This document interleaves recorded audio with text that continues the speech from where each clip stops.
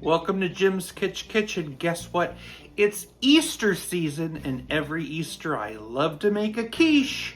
So I just looked up some quiche recipes, and this one sounded very exciting. It's called a Conquistador Quiche. I just love the name of it.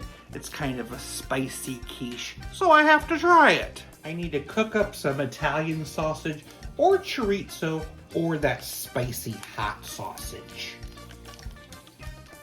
1 pound.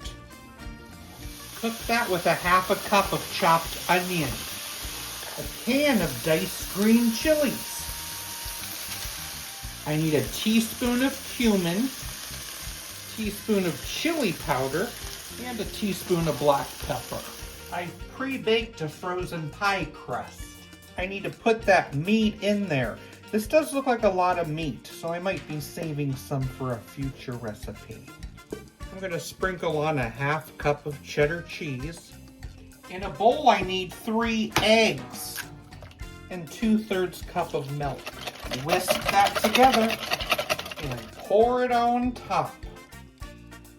Okay, and I'm going to bake this in the oven at 350 for about 40 to 45 minutes.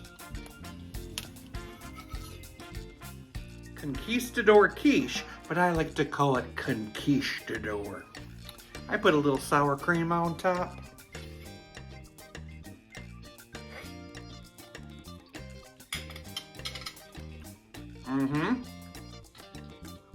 It has a lovely spice to it.